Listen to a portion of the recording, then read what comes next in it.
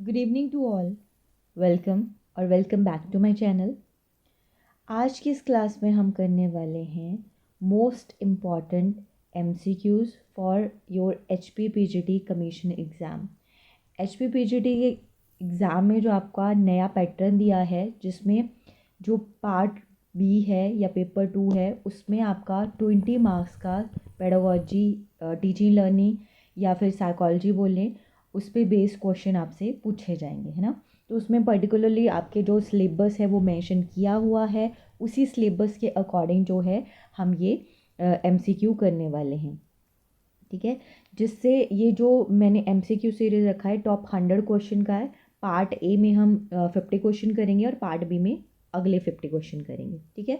तो चैनल को अगर अभी तक आप लोगों ने सब्सक्राइब नहीं किया है, चैनल को सब्सक्राइब ज़रूर कर दें, जिससे कि जैसे ही नया वीडियो आए उसका नोटिफिकेशन भी आपको मिल जाए। इसमें से कुछ टॉपिक्स तो ऑलरेडी हम डिटेल में कर चुके हैं, और कुछ जो नहीं किए हैं वो जैसे मैंने स्टार्ट किया है वैसे मैं ख़त्म भी करवाऊँगी। वो पूरे हम डिटेल में जो हैं वो टॉपिक करने वाले हैं, क्योंकि कुछ बच्चे होते हैं जो डिटेल में पढ़ते हैं, कुछ होते हैं सिर्फ हमें MCQ मिल जाए हम उतना ही पढ़ेंगे, है ना। तो दोनों को ही ध्यान में रख के मैंने ये चीज़ स्टार्ट की है, और जिन्होंने ऑलरेडी वो रिवाइज़ कर चुके हैं, पढ़ चुके हैं उन टॉपिक्स को, उनमें से आप में जो भी, जैसे आप देख पा रहे हो ये क्वेश्चन जो सामने आपके है, फर्स्ट क्वेश्चन, ये ऑलरेडी टॉपिक हम डिस्कस कर चुके हैं, तो वो बच्चे क्वेश्चन का आंसर ज़रूर करें, ठीक है। तो चलिए स्टार्ट करते हैं, और वीडियो अच्छी लगी तो प्लीज़ वीडियो को लाइक ज़रूर कर दें। चैनल को सब्सक्राइब नहीं किया है, चैनल को सब्सक्राइब भी ज़रूर कर दें, क्योंकि इसी से मोटिवेशन मिलता है। चलिए तो स्टार्ट करते हैं। फर्स्ट क्वेश्चन है, which of the following is key feature of the educational institution setup in ancient India under Buddhism. Buddhism का कॉन्सेप्ट आपको दे रखा है, एंशियंट एजुकेशन का टॉपिक है, वहाँ से क्वेश्चन पूछा गया है। तो बुद्धिज़्म और वैदिक एजुकेशन से आपका क्वेश्चन बनता है। तो स्पेशली यहाँ बुद्धिज़्म का क्वेश्चन है, आपको आंसर करना है, ठीक है। जो बुद्धिस्ट एजुकेशन थी एंशियंट इंडिया में, उसके अंडर जो एजुकेशनल इंस्टीट्यूशंस थे उनके की फीचर्स क्या थे, मुख्य विशेषताएं क्या थी उसकी। ऑप्शन है, education was exclusively provided to males with female education being strongly discouraged. Yet the system of education was heavily based on rote learning and memorization techniques. These educational institutions were often attached to monasteries called viharas, which became center of learning. Yet the curriculum was mainly focused on music, dance and fine arts. तो जिन बच्चों ने वो वाला class attend की है वो already answer कर चुके होंगे। इसका राइट आंसर आ जाएगा सी। वहाँ पे क्या होता था, जो मठ हैं, बौद्ध मठ है ना, जिन्हें विहारास कहते थे, वही उनके लर्निंग सेंटर होते थे। जैसे वैदिक एजुकेशन की बात करें तो उसमें गुरुकुल होते थे, इनमें क्या होते थे, बौद्धिक मठ, मोनेस्ट्रीज होती थी, जिसे विहारास कहते हैं, ठीक है। तो इसका राइट आंसर आ जाएगा सी। नेक्स्ट है, which of the following statement is true about Nalanda university.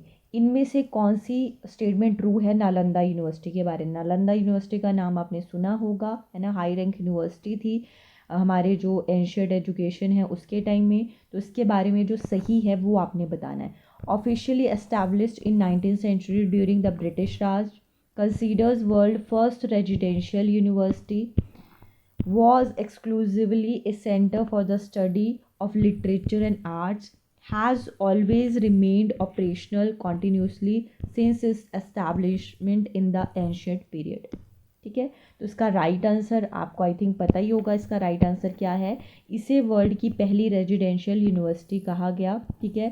मतलब हमारा जो एंशियंट इंडिया है उसमें एजुकेशन सिस्टम काफ़ी ज़्यादा एडवांस था। यहाँ पे फॉरेन से, दूसरी जगहों से भी, दूसरे देशों से भी लोग पढ़ने आते थे, ठीक है। जैसे आजकल कल्चर है कि फ़ॉरेन में जाकर पढ़ना है, तो इंडिया का जो हमारा एंशियंट इंडिया है उसका एजुकेशन सिस्टम काफ़ी ज़्यादा स्ट्रॉन्ग था, इतना अच्छा था कि बाहर से लोग यहाँ पे पढ़ने आते थे। और इसे इतना अच्छा किसने बनाया था, टीचर्स रिस्पॉन्सिबल थे। टीचर्स का जो टीचिंग मेथड था वो बहुत अच्छा था, जिससे इन्फ्लुएंस होते थे बाकी लोग भी और यहाँ पे पढ़ने आते थे, ठीक है। तो इस बात का आपने ध्यान रखना है। ये सारी चीज़ें हम कर चुके हैं यूनिवर्सिटीज़ के बारे में। अगर आपने वो वाली क्लास नहीं देखी है तो मैं उसका लिंक भी वीडियो में शेयर कर दूँगी, आप देख लें वो सारे टॉपिक्स को।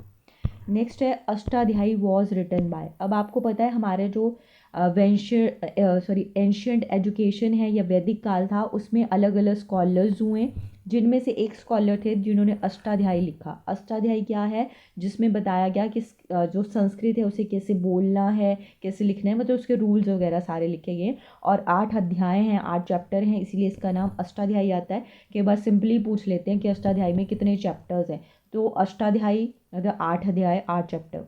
तो जिस स्कॉलर ने ये लिखा है उनका नाम है पाणिनि। नेक्स्ट है dash is knowledge of classification, principles, models और structures pertinent to a particular disciplinary area. किस तरह की नॉलेज में बात करते हैं, क्लासिफिकेशन की, प्रिंसिपल्स की, और पर्टिकुलरली एक एरिया से रिलेटेड होते हैं। Conceptual knowledge, procedural knowledge, metacognitive knowledge या फैक्चुअल नॉलेज। तो जो कॉन्सेप्चुअल नॉलेज है वो क्या है, is knowledge of classification, principle, models and so on in a particular area. ठीक है, इसका राइट आंसर आ जाएगा फोर्थ का ए। नेक्स्ट है a teacher is faced with problem of choosing the appropriate teaching method for transaction of a course content.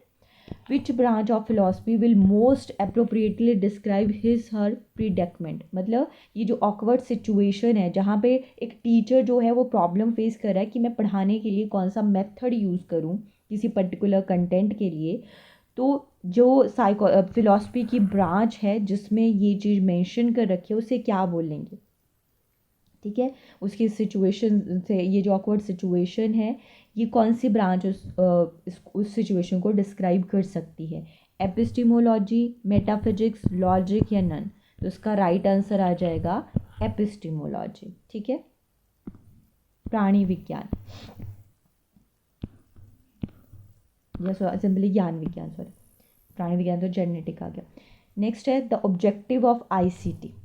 ICT का objective क्या है, the establishment of smart schools, to increase the capacity of teachers, both या none. तो जो objective है ICT का वो दोनों ही है, एस्टैब्लिशमेंट ऑफ स्मार्ट स्कूल और increase the capacity of teachers, दोनों ही आ जाता है, क्योंकि ये जो हमारी नई नई टेक्नोलॉजी है ये टीचर की हेल्प करती है, लर्नर की भी हेल्प करती है, रीच काफ़ी अच्छी है इसकी, क्वालिटी भी मिलती है ना, किसी तरह डिस्क्रिमिनेशन भी नहीं होता, बच्चा टेक्नोलॉजी का यूज़ करके डिफ़िकल्ट चीज़ों को भी इजीली समझ पाता है, सारी चीज़ें हो जाती है। तो स्मार्ट स्कूल के लिए भी और जो टीचर की कैपेसिटी है उसको इंक्रीज़ करने के लिए भी इसका आंसर आ जाएगा बोथ। नेक्स्ट है the purpose of ICT use in education is to. ये जो आईसीटी का यूज़ करने के बारे में बात है, इसका पर्पज़ क्या है एजुकेशन में, स्टूडेंट को अट्रैक्ट करना है, टीचिंग को इंटरेस्टिंग बनाना है, ऑप्टिमाइज़ करना है लर्निंग आउटकम्स को, या promote technology culture in teaching. आपको क्या लग रहा है इनमें से बेस्ट क्या होना चाहिए, तो ऑब्वियसली बेस्ट है ऑप्टिमाइज़ करना है लर्निंग आउटकम्स को। ठीक है, कि ये लर्निंग जो है और बेहतर बने, इसकी आउटकम जो है वो और बेहतर आए, ये मेन मोटिव है, इसका मेन पर्पज़ आ जाता है। नेक्स्ट है the literal meaning of philosophy. Philosophy का शाब्दिक अर्थ क्या है, love of wisdom, love of knowledge, love of truth या लव ऑफ गॉड। तो इसका राइट आंसर आ जाएगा लव ऑफ विस्डम। ये भी हम कर चुके हैं तो आपको पता है इसका राइट आंसर होगा लव ऑफ विस्डम। ठीक है, शाब्दिक अर्थ है, आगे बात करेंगे कैसे बना है, ये भी क्वेश्चन रखा है मैंने।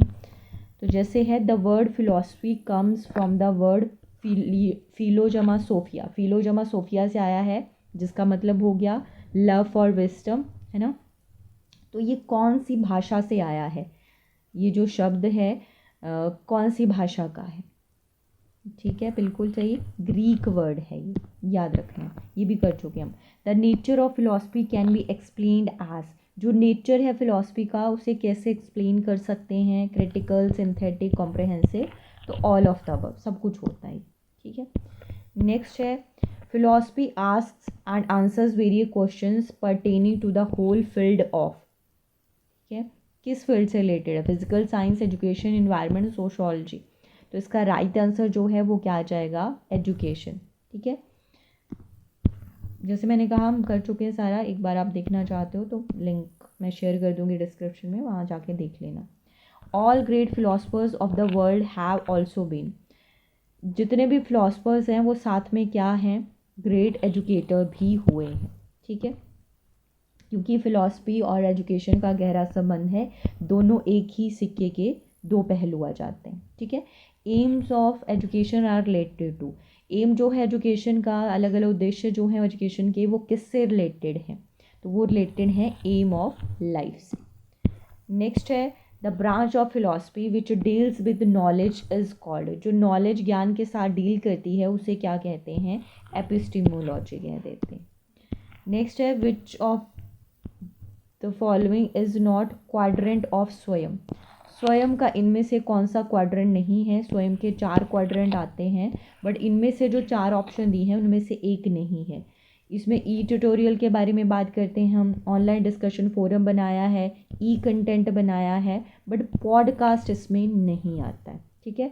तो इसका यहाँ पे नॉट पूछा है, जो क्वाड्रेंट नहीं है, तो राइट आंसर आ जाएगा पॉडकास्ट। ई ट्यूटोरियल तो है, कंटेंट भी है, ऑनलाइन डिस्कशन भी है, और सेल्फ असेसमेंट के लिए भी यहाँ पे है, बट पॉडकास्ट नहीं है। तो चौथा जो होना था वो सेल्फ असेसमेंट टेस्ट होने थे, ठीक है, वो चौथा क्वाड्रेंट आ जाता है। नेक्स्ट है Swayam tries to take the best teaching learning resources to all students through, किसके through best teaching resources learning resources को हर एक स्टूडेंट्स तक पहुंचाने का स्वयं ट्राई कर रहा है, थ्रू वीडियो लेक्चर, जहाँ पे मोर देन 1000 बेस्ट फैकल्टी जो हैं उनके वीडियो लेक्चर तैयार किए हैं, स्कूल लेवल से लेकर आपके पीजी कोर्सेज तक, है ना, हर कोर्स वहाँ पे अवेलेबल है, हर तरह का सब्जेक्ट अवेलेबल है, जिसके लिए अलग अलग कोऑर्डिनेटर्स हायर किए गए हैं जो अलग अलग तरह के बेस्ट वीडियो लेक्चर्स प्रिपेयर करते हैं, ठीक है, जिससे मतलब शिक्षा तक सबकी पहुंच हो सके और बेस्ट क्वालिटी का मटेरियल सबको मिल सके बच्चे। नेक्स्ट है which of the following is not ए मूक प्लेटफॉर्म, जैसे स्वयं भी मूक के अंडर आता है, मूक का मतलब मासिव ओपन ऑनलाइन कोर्स, जो गवर्नमेंट का इनिशिएटिव है, ठीक है, अलग अलग गवर्नमेंट्स का, ऐसा नहीं सिर्फ इंडिया का, पूरे वर्ल्ड वाइड है ये चीज़, जहाँ पे मोटिव है कि हर एक बच्चे तक क्वालिटी एजुकेशन पहुँच सके, बेस्ट टीचर्स का कंटेंट सभी तक पहुँच सके, वो सेल्फ असेसमेंट कर सकें, इवैल्यूएट कर सके खुद को, है ना, वो सारी चीज़ें आ जाती हैं। तो इनमें स्वयं है, EDX भी है, कोर्सेरा भी है, बट जो EPG पाठशाला ऑन इन्फो भी नेट है, पोर्टल है, वो नहीं है। वो किसके अंडर आ जाता है, वो MHRD का ही इनिशिएटिव है, हमारी एजुकेशन मिनिस्ट्री का ही, बट ये थ्रू किसके आता है, ICT के थ्रू आता है, और इसको एग्जीक्यूट किसने किया है, UGC ने किया है। जबकि स्वयं जो है वो क्या आ जाता है, मूक का ही पार्ट आ जाता है, मतलब ये जो हमने स्टार्ट करने के बारे में बात की है, स्वयं की सब तक हमने क्या करना है, एजुकेशन को पहुंचाना है, तो इसे जो है वो डेवलप जिसने किया है वो है AICT, ठीक है। इसके अलावा EDS जो है वो American massive open online course आ जाता है, एंड जो कोर्सेरा है वो भी US बेस्ड ही है, ठीक है, तो वर्ल्ड वाइड है, ऐसा नहीं सिर्फ इंडिया में ही है। तो इसका राइट आंसर जो है वो D हो जाएगा। अगर आप डिटेल में करना चाहते हैं तो डिटेल में भी हम सारी चीज़ें अभी ये करेंगे, ये अभी तक हमने नहीं किया है, तो चैनल को सब्सक्राइब ज़रूर कर दें। नेक्स्ट आता है डेजी। डेजी क्या है, इसकी फुल फॉर्म पहले तो याद रखनी है, डिजिटली एक्सेसिबल इंफॉर्मेशन सिस्टम है, ठीक है, जो स्पेशली किसके लिए तैयार किया गया है ये भी आपको पता होना चाहिए, ठीक है। तो ये स्पेशली किसके लिए तैयार किया गया है, जो जिनमें किसी भी तरह की प्रिंट डिसेबिलिटी है या जो ब्लाइंड बच्चे हैं उनके लिए ये स्पेशली तैयार की गई डिजिटल टॉकिंग बुक्स हैं डेजी, ठीक है, डिजिटल टॉकिंग बुक्स हैं, याद रखना इंपॉर्टेंट है, ये भी डिजिटल टॉकिंग बुक्स हैं जो स्पेशली ब्लाइंड या जिनको कोई भी प्रिंट डिसेबिलिटी है उनके लिए तैयार की गई हैं। नेक्स्ट है शिक्षा वाणी पॉडकास्ट ऐसे, शिक्षा वाणी पॉडकास्ट जो है ऑडियो बेस्ड कंटेंट है, जिसे किसने तैयार किया है, CBSE द्वारा तैयार किया गया है, ठीक है, याद रखना है आपने, जहाँ पे अलग अलग सब्जेक्ट्स जो हैं क्लास 9 से 12 तक वो सारा कंटेंट मिल जाता है। नेक्स्ट है which of the following is digital initiative for school education by Indian government, इनमें से कौन सा स्कूल एजुकेशन के लिए डिजिटल इनिशिएटिव है जो इंडियन गवर्नमेंट ने चलाया है, e Pathshala, virtual lab, national digital library, ये सारे, तो ये सारे ही हैं।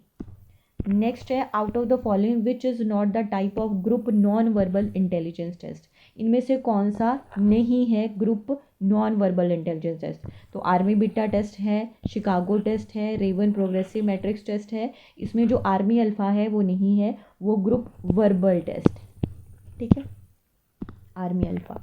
नेक्स्ट है Stanford Binet test measure, Stanford Binet का जो टेस्ट है या स्केल है वो क्या मेज़र करता है, वो इंटेलिजेंस को मेज़र करता है। नेक्स्ट है dash seeks to measure quantitative differences in cognitive abilities by using test that indicate और प्रिडिक्ट कोग्निटिव एबिलिटीज़।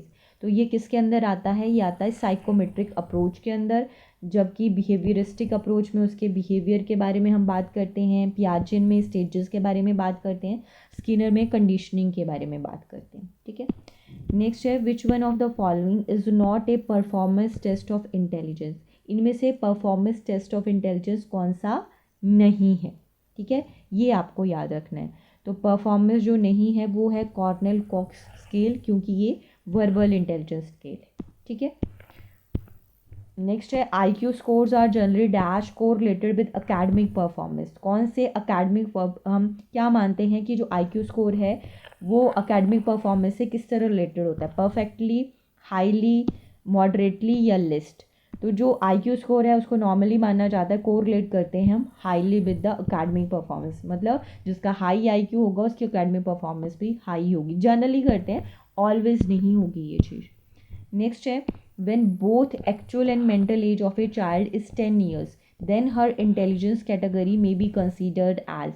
अगर कोई बच्चा है जिसकी मेंटल एज भी 10 साल है और उसकी क्रोनोलॉजिकल एज भी 10 साल है, तो उसका जो इंटेलिजेंस है वो कितनी आ जाएगी। तो IQ फार्मूला आपको पता है, mental as upon chronological age into 100, तो 100 IQ आ गया, और 100 जो IQ है वो एवरेज बच्चे का आता है ना।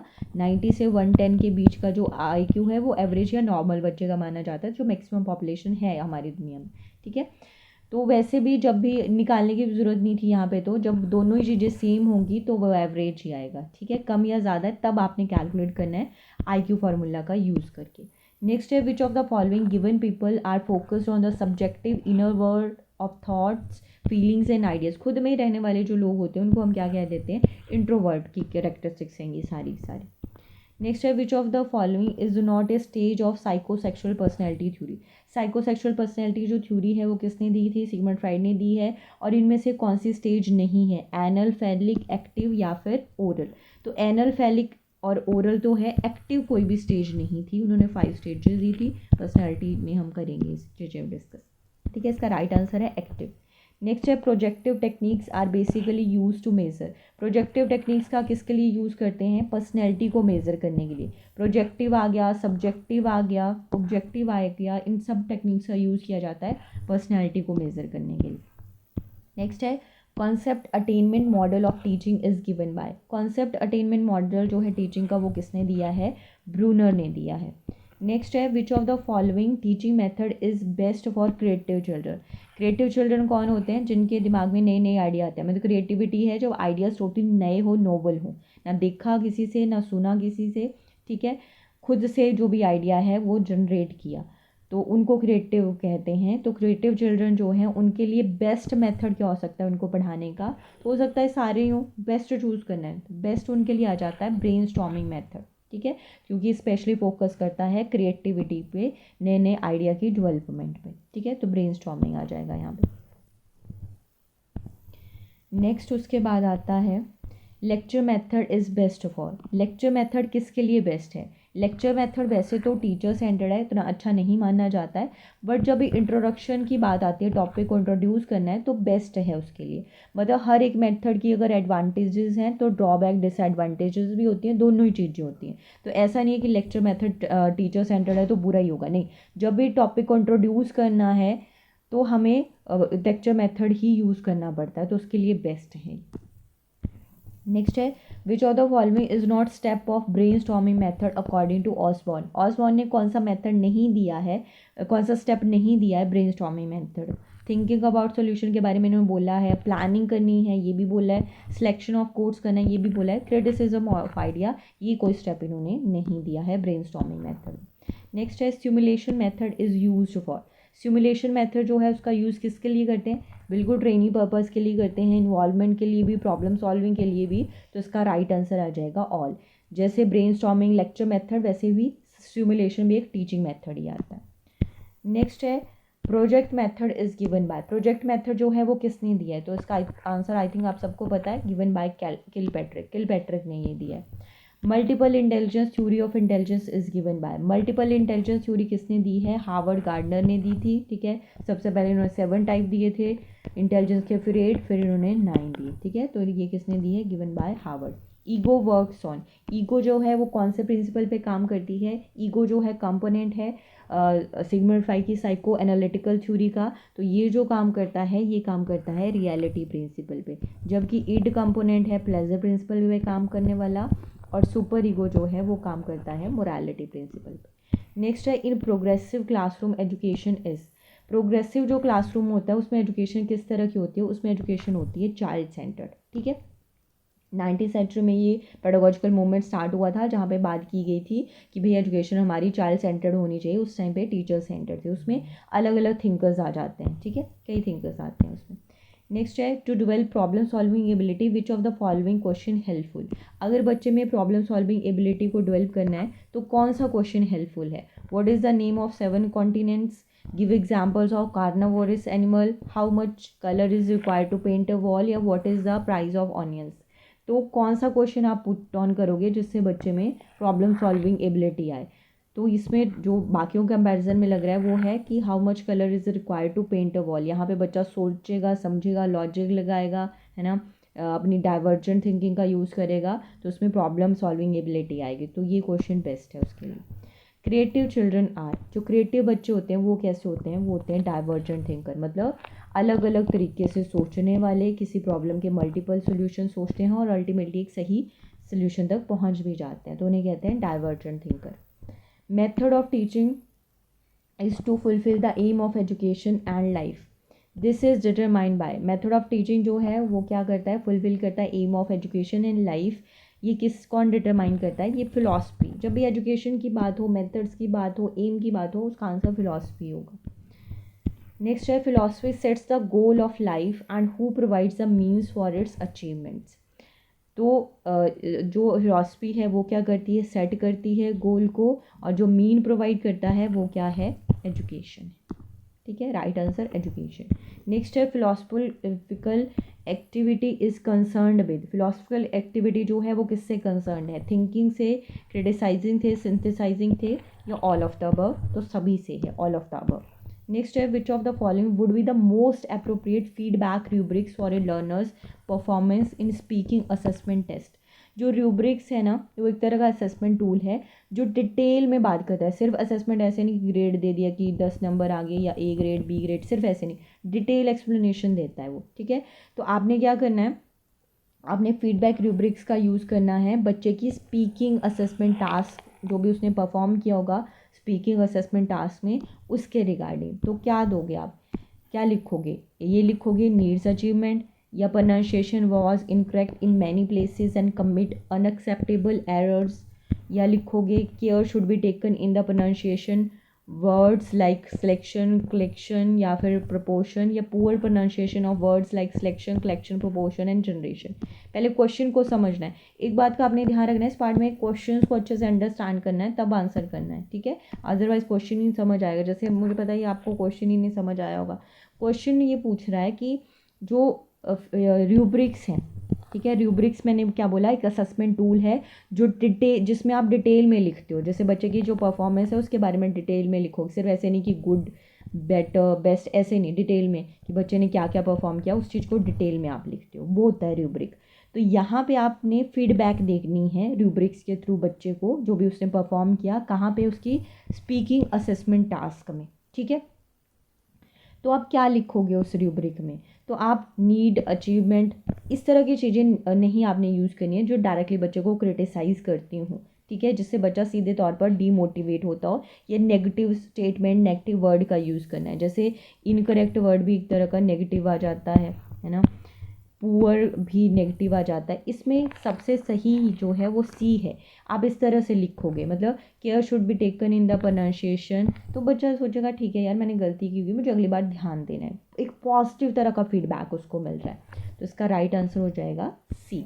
नेक्स्ट है which among the following is the purpose of display portfolio, portfolio भी एक असेसमेंट का टूल है जो जिसके अलग अलग टाइप होते हैं, यहाँ पे स्पेशली मेंशन किया है कि जो डिस्प्ले पोर्टफोलियो है इसका क्या पर्पस होता है। तो डिस्प्ले पोर्टफोलियो जो है उसका यूज़ हम किसके लिए करते हैं, जब बच्चे का हमने क्या बताना होता है, उसका हाईएस्ट लेवल बताना होता है अचीवमेंट का, तो उसके लिए हम डिस्प्ले पोर्टफोलियो का यूज़ करते हैं। ठीक है, डिस्प्ले मतलब सामने जैसे पिक्चर्स वगैरह की फॉर्म में सामने डिस्प्ले हो रही होती है उसकी परफॉर्मेंस, तो हाईएस्ट लेवल को जब डिस्प्ले करना होता है तब हम डिस्प्ले पोर्टफोलियो का यूज़ करते हैं। ठीक है, नेक्स्ट है among the following which model is an indirect instruction strategy that use a structured inquiry process and based on the work of Jerome Bruner। कौन सा इनमें से टीचिंग मॉडल से ये क्वेश्चन है। Model is an indirect instructional strategy है जो use करता है स्ट्रक्चर्ड इंक्वायरी प्रोसेस को और जेरोम के वर्क, ब्रूनर के वर्क पे बेस्ड है। तो आपको पता है ब्रूनर ने कौन सा टीचिंग मॉडल दिया है, वही इसका आंसर होगा, उसी के बारे में बात कर रहे हैं। तो इसका राइट आंसर आ जाता है कॉन्सेप्ट अटेनमेंट मॉडल। ठीक है, नेक्स्ट है in Rigveda number of hymns are. आपको पता है ऋग्वेदा में क्या है, हाइम्स लिखे हुए हैं, तो उसमें नंबर ऑफ हाइम्स कितने हैं वो आपको बताने हैं। ठीक है, तो नंबर ऑफ हाइम्स जो है वो कितने आ जाते हैं उसमें 1017, याद रखना है आपने ये चीज़ को। ठीक है, ओके, नेक्स्ट पे चलते हैं। नेक्स्ट है the book of rituals. Rituals की बुक कौन सी है, तो रिचुअल की जो बुक है वो है यजुर्वेदा। ठीक है, नेक्स्ट है वैदिक एजुकेशन वॉस। एजुकेशन जो है वो किसको डोमिनेट करती है, रिलीजन को, स्पिरिचुअलिटी। तो दोनों के ही बारे में बात थी, डोमिनेटेड थी, religion and spirituality dominated. Last question है आज की क्लास के लिए, thematic perception test is use to measure. जो थीमेटिक जैसे शॉर्ट में टैट भी कहा जाता है, वो क्या मेज़र करता है बच्चे का, वो बच्चे की पर्सनैलिटी को मेज़र करने के लिए यूज़ किया जाता है, जिसे किसने दिया था, मॉर्गन एंड मोरे ने दिया था, जो स्पेशली अडोलसेंस एंड अडल्ट की पर्सनैलिटी को मेज़र करता है। ठीक है, क्लियर यहाँ तक। तो ये लास्ट क्वेश्चन था, ऐसे ही और क्वेश्चन लेकर आऊँगी अगले नेक्स्ट मोस्ट इंपॉर्टेंट 50 क्वेश्चंस। तो चैनल को अभी तक सब्सक्राइब नहीं किया है, चैनल को सब्सक्राइब कर दें, वीडियो अच्छी लगी तो वीडियो को लाइक भी ज़रूर करें। ठीक है, और अगर जो क्लासेस अभी तक हम कर चुके हैं वो क्लासेस आपने ये टीचिंग लर्निंग की नहीं देखी हैं तो उनको भी देख लें, जिसका लिंक मैं डिस्क्रिप्शन में शेयर कर दूँगी। आज के लिए बस इतना ही। Thank you for watching.